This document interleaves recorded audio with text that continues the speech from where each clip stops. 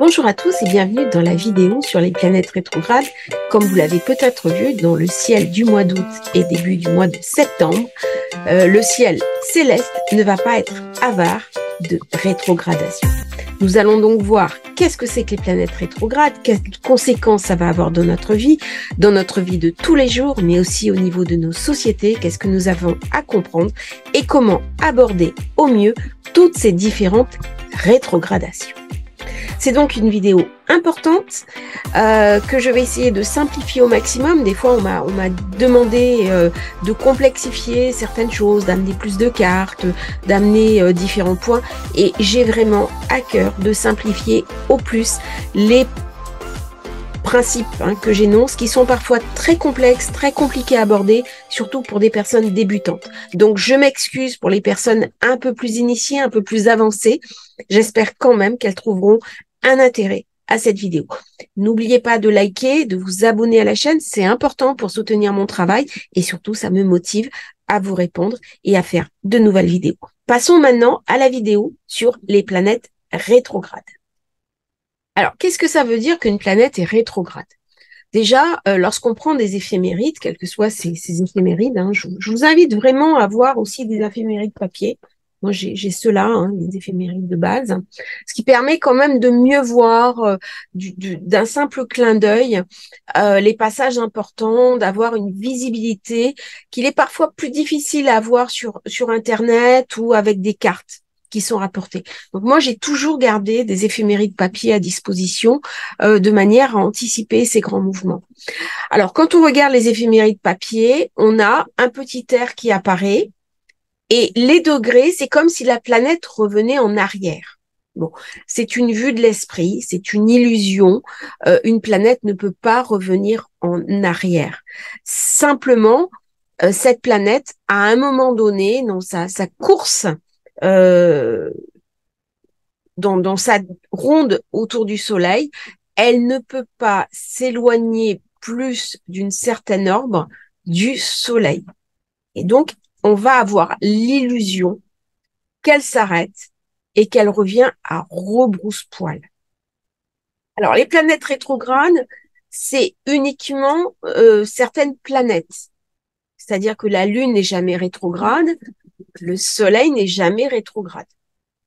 Toutes les autres planètes, y compris les orbites vides, comme Lilith, qui est l'orbite vide de la Lune, comme le nœud nord, nœud sud, comme Chiron. Bon, Chiron, c'est un astéroïde, donc encore, c'est autre chose. Mais même des points symboliques peuvent être rétrogrades. Alors, la rétrogradation, qu'est-ce que c'est? Une période de rétrogradation, alors, dans le ciel, avant de passer sur le principe, on va regarder un petit peu le thème. Donc ça, c'est le thème du 31, c'est là où va y avoir la pleine lune. On a moult planètes rétrogrades. Donc on a la lune, on a Vénus. J'ai fait une vidéo là-dessus sur Vénus rétrograde en Lion, qui oblige quand même à se poser un certain nombre de questions. Et je pense qu'une des questions principales de cette Vénus rétrograde en Lion, c'est aussi notre rapport aux enfants. Il y a un film qui est sorti, j'en ai parlé dans une vidéo. C'est Sound of Freedom. Et par ce carré Uranus-Vénus en Lion, comment nos sociétés considèrent les enfants? Est-ce qu'elles sont toujours capables de les protéger? C'est ça que ce carré entre deux planètes rétrogrades vient raconter. Ensuite, j'ai lune noire rétrograde. Alors déjà, la lune noire, c'est un obscurcissement. Si c'est rétrograde, ça invite vraiment à descendre au plus profond de son inconscient. C'est le ça, la lune noire, pour essayer de comprendre ce qui m'empêche d'avancer. C'est-à-dire que parfois, il y a des ombres qui vont nous pousser en avant. Et à certains moments, au contraire, il y a des ombres qui vont nous empêcher d'avancer, qui vont nous freiner. Eh ben, la lune noire rétrograde, c'est le moment idéal pour être confronté à ces ombres mortifères qui nous empêchent d'avancer. C'est-à-dire que si je ne vais pas les nettoyer, à un moment donné, le côté mortifère va prendre le pas sur la pulsion de vie, quitte à me détruire.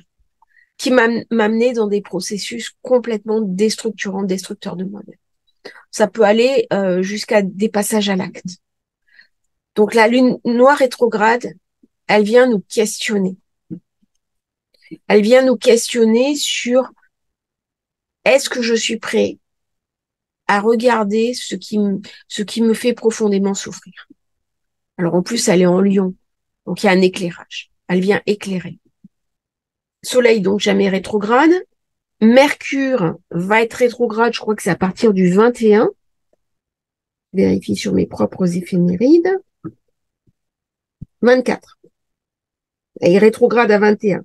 Le 24, excusez-moi.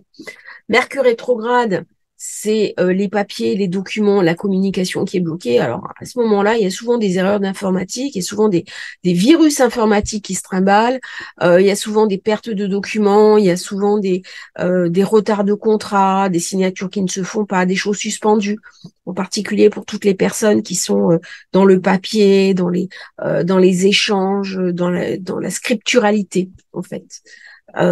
Si vous avez un accord, un contrat à signer, faites-le avant que Mercure soit rétrograde.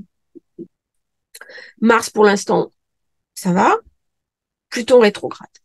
Donc, ça fait déjà un moment que Pluton est rétrograde. Saturne rétrograde. Lune qui est jamais rétrograde. Neptune rétrograde. Chiron rétrograde. Neneur rétrograde. Uranus rétrograde. Donc, ça me fait 1, 2, 3, 4, 5, 6, 7, 8, 9 zones du thème qui sont rétrogrades. Waouh. Waouh. Alors, les personnes qui pensent que les rétrogradations, c'est négatif, tous aux abris. Hein. Bon, c'est pas le cas. C'est vraiment une époque qui nous invite à réfléchir. Est-ce qu'on va continuer comme ça? Est-ce que la rétrogradation, elle nous invite à nous poser, à réfléchir? Ma propension naturelle, c'est aller de l'avant. C'est-à-dire, c'est monter des projets, c'est faire des rencontres, c'est vivre ma vie, être dans l'action. Mais si je suis toujours dans l'action, à des moments, je suis à fond. Et donc, il y a un arrêt sur image. Et on va poser la question du sens. Une rétrogradation, c'est un réajustement. Imaginez votre corps. On va faire un parallèle, vous allez comprendre. Votre corps, il est composé de cellules. À un moment donné, vos cellules, elles naissent, elles prennent de la maturité, elles sont en pleine capacité de leur pouvoir, elles meurent. Okay. Vous avez un organe qui est la rate, qui est l'organe de l'évacuation. Et en médecine chinoise, la rate est très importante. C'est-à-dire que si j'ai des émotions bloquées, si j'ai des choses qui ne s'évacuent pas, c'est au niveau de la rate. Alors, j'en parle d'autant mieux que je n'ai pas de rate. La rate, qu'est-ce qu'elle fait? Elle prend les globules, elle les transforme. Ceux qui sont trop vieux, ils sont éliminés. Ils sont remplacés par des nouveaux. La rétrogradation, c'est ça. Il peut pas y avoir de vie si, à un moment donné, je ne passe pas certaines étapes. C'est-à-dire, je ne peux pas être toujours dans la marche en avant. Les gens qui, par exemple, dans un thème, n'ont pas de planète rétrograde, ce sont des personnes qui vont s'épuiser. Comme elles vont s'épuiser, eh bien, elles ne vont pas donner la pleine mesure de leur valeur. La rétrogradation, elle vous invite à vous asseoir et à réfléchir. Qu'est-ce qui est vraiment important pour moi? Quel est le sens que je veux donner à ma vie? Quel sens je veux donner à mon œuvre? C'est une intériorisation de la planète. C'est se poser la question, d'une part, de la flexibilité. C'est-à-dire, quand on a des planètes rétrogrades, on est souvent plus flexible mentalement que des personnes qui ont peu de planètes rétrogrades.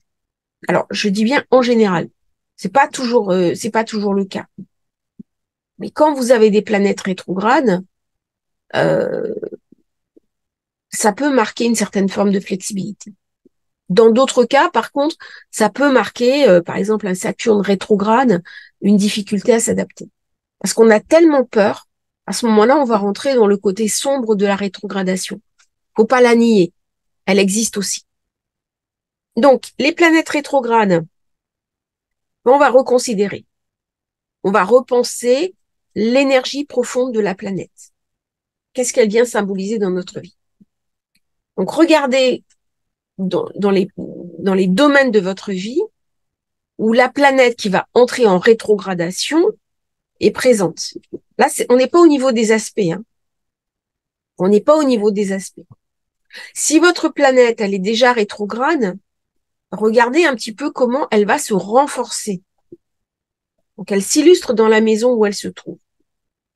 Si vous avez, par exemple, là, on va rentrer sur Mercure rétrograde, tous les gens qui ont une dominance mercurienne, que ce soit Mercure, maître du signe solaire, donc tout ce qui est Gémeaux, Vierge, ascendant, Gémeaux, Vierge, région karmique, nœud nord en Vierge, nœud nord en Gémeaux, nœud nord en Vierge.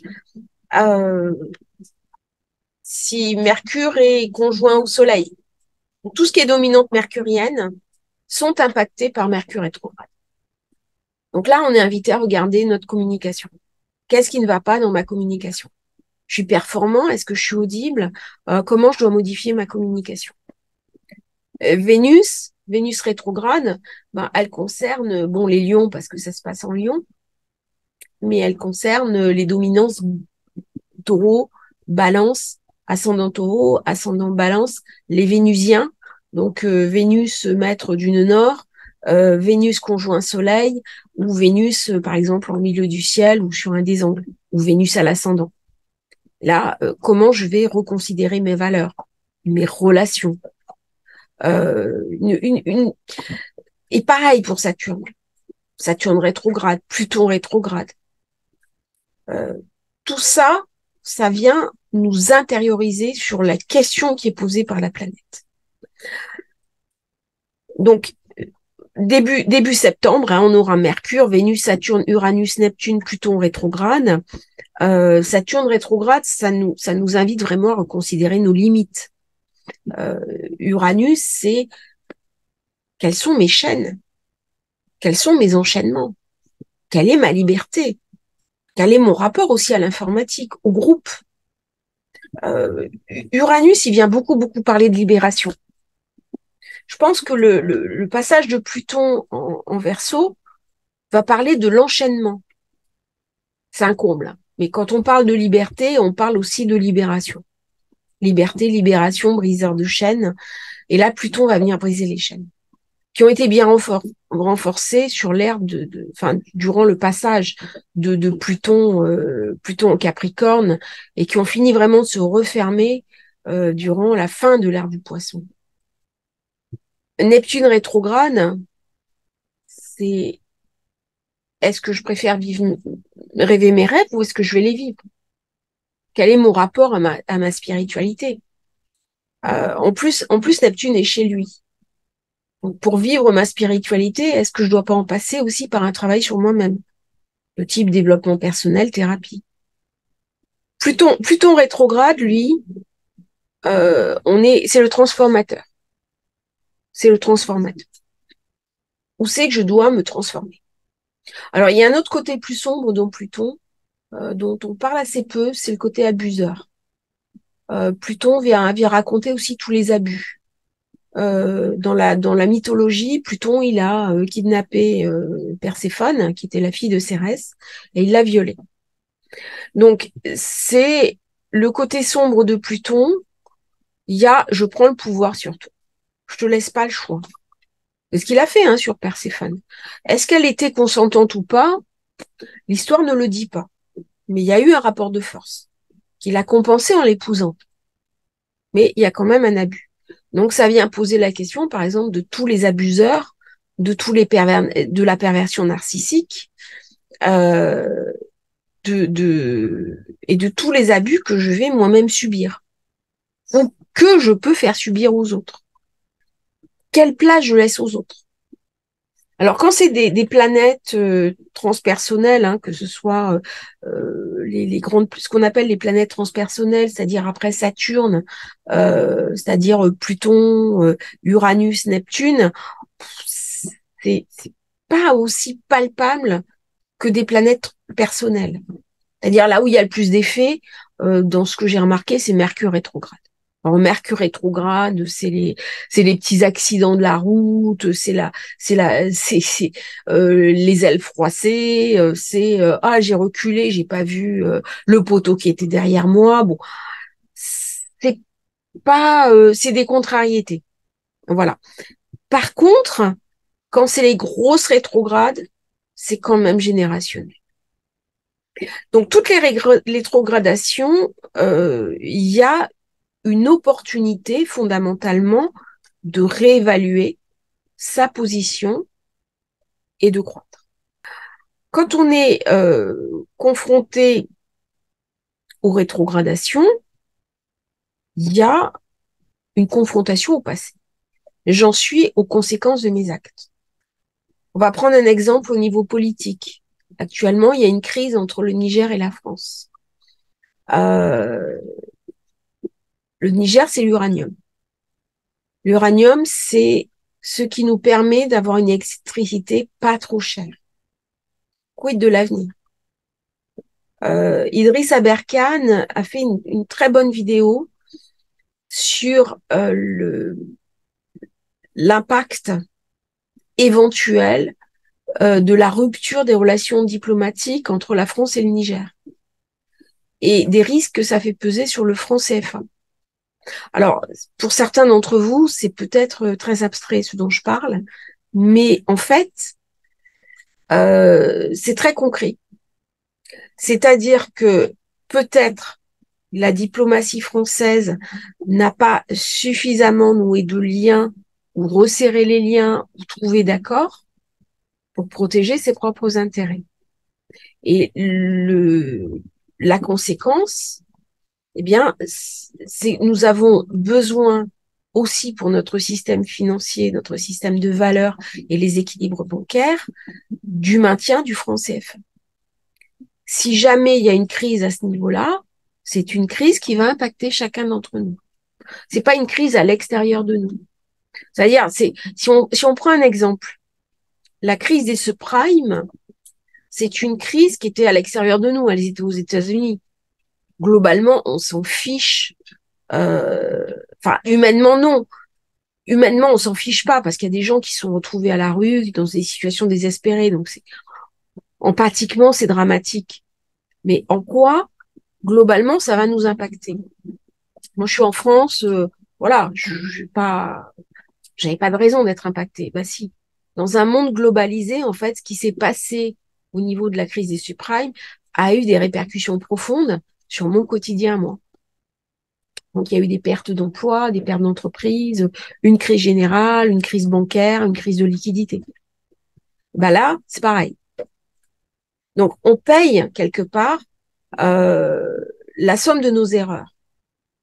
C'était quoi l'erreur dans ce cas-là? Ça, chacun, hein, c'est aussi aux politiques de dire est-ce que c'était la colonisation? Est-ce que c'est qu'on n'a pas su faire la décolonisation? Est-ce qu'on n'a pas su faire nouer des liens? Est-ce qu'on n'a pas aidé suffisamment ces pays à se développer?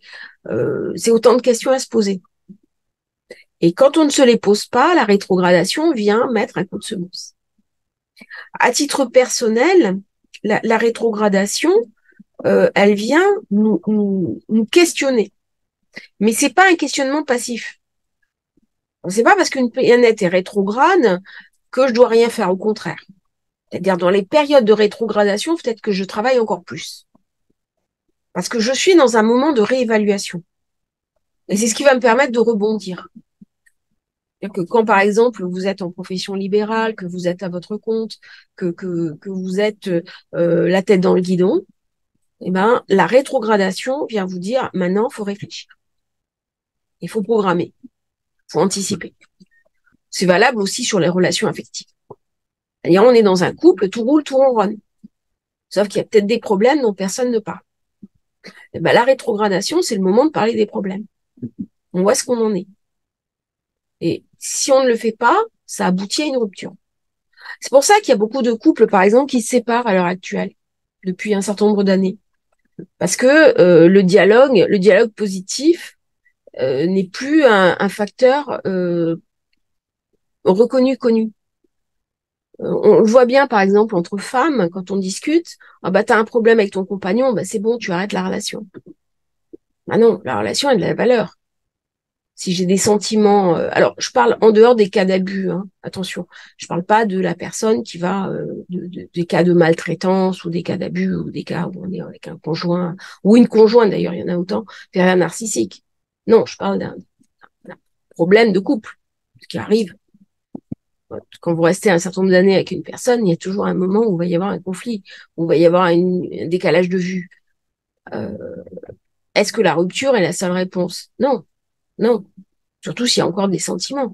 Il peut y avoir des moments de crise, des moments où on n'est pas d'accord, des moments où ça va tirailler dans un sens ou l'autre. Et à ce moment-là, le dialogue, c'est une vraie valeur. Si Mercure, à ce moment-là, rentre en rétrogradation, euh, bah, il faut que je change. C'est que mon discours, il n'est pas audible. Donc, qu'est-ce que je dois faire, moi, pour que mon discours soit audible? euh, c'est ça, en fait, les transpersonnels, ce sont des octaves supérieures d'inférieurs. Donc, si j'ai Pluton qui rétrograde, il vient questionner quelle est mon action, même si Mars est direct. Pluton vient me dire, est-ce que tu agis assez? Est-ce que tu prends assez les rênes en main? Et on va regarder à ce moment-là Pluton et Mars. Si j'ai Vénus rétrograde, Neptune rétrograde, qu'est-ce qui se passe de l'empathie? On est dans une période de guerre.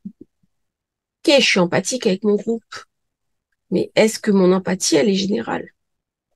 Quelle est la capacité mondiale à l'empathie? Est-ce que je suis pas enfermée quelque part sur mon quotidien et je veux pas voir ce qui se passe en ce moment, ce drame humain qui se passe. Et en ce moment, et sur nos yeux, il se déroule un drame humain qui est très peu relayé par la presse du point de vue du drame humain. Mais tous ces morts, d'un côté comme de l'autre. Hein. Là, je vais pas faire de comparaison. Mais il y a une différence entre les choix politiques et la personne qui est sur le front, qui va mourir, qui va laisser derrière eux une famille, des fois des enfants, des parents, une mère. Tout ça, c'est des drames humains. C'est ça que que Neptune rétrograde, Vénus rétrograde viennent raconter.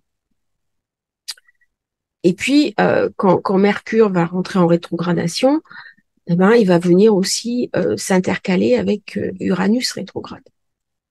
Et là, ça va poser la question de, de, de ma compréhension. Est-ce que je comprends le monde dans lequel j'évolue? Alors, c'est non seulement mon monde à moi, c'est-à-dire mon univers, parce que là, dans les temps qui viennent, il va beaucoup changer mon univers. Là, on en parle entre personnes, je dirais, qui avons une petite sensibilité astrologique, médiumnique et tout. Le monde tel qu'il va énormément changer. Très rapidement, trop rapidement même. Et ça va me demander à moi une énorme flexibilité. C'est-à-dire, mes certitudes d'hier, est-ce qu'elles vont encore être valables demain? C'est pas certain. Ça, c'est terrible. C'est terrible parce que l'être humain a une propension à aimer ce qui est stable, ce qui est fixe. Or, la vie, elle est ni stable ni fixe. Et c'est ça que vient raconter justement Mercure rétrograde, Uranus rétrograde. C'est karmique. C'est karmique. C'est-à-dire que ce que je vais vivre, aussi bien personnel que au niveau global, ça vient me raconter quelque chose de karmique. C'est quelque chose qui est lié au passé. Alors, qu'est-ce que ça m'invite à faire dans toutes ces rétrogradations? À être flexible. Je pense que les personnes flexibles auront plus de facilité à passer les enjeux des mois qui viennent. Parce que là, on voit le mois d'août, il est bombardant, quoi. Il se passe plein de choses. Il y a énormément d'enjeux. Euh, Ça va forcément entraîner des événements au plan global. mais aussi au plan individuel. Et je vous invite à souffler, à vous poser, à méditer, à vous recentrer, à prendre soin de vous, à retrouver la confiance en vous et aussi à développer votre flexibilité. Alors, c'est plus facile à dire qu'à faire. Mais je reste persuadée, parce que là, on est dans une expérience collective. Quand on a autant de planètes rétrogrades, c'est des expériences collectives. Ça vient questionner le groupe auquel j'appartiens. C'est-à-dire, j'ai non seulement un karma, entre guillemets, individuel, mais j'appartiens aussi à un karma familial, de groupe, de société, de pays. On a aussi une nationalité commune, on a aussi une histoire commune. Et donc, on a une manière de penser qui est commune. Et donc, je suis invitée vraiment à travailler sur ma flexibilité pour m'adapter. Et ça, c'est quelque chose que les planètes rétrogrades peuvent nous amener, nous inviter à faire. C'est-à-dire changer quelque part notre relation au monde, notre rapport au monde. Alors, c'est des fois plus facile à dire qu'à faire. J'en ai parfaitement conscience. Mais au moins, augmenter sa capacité à la résilience et son approche flexible de la vie. C'est un moment parfait pour commencer à écrire un livre, commencer son œuvre, commencer quelque chose de l'ordre de l'intériorisation, de l'intériorité. C'est un moment parfait pour s'ouvrir à de nouvelles compétences et pour revoir toutes ces valeurs. Je vous remercie d'avoir écouté cette vidéo, surtout, je vous demande de vous abonner à la chaîne. Et puis, si vous avez des questions, vous les mettez en commentaire. J'essaie d'y répondre le plus que je peux. Bon week-end à tous et belle journée et bonne rétrogradation.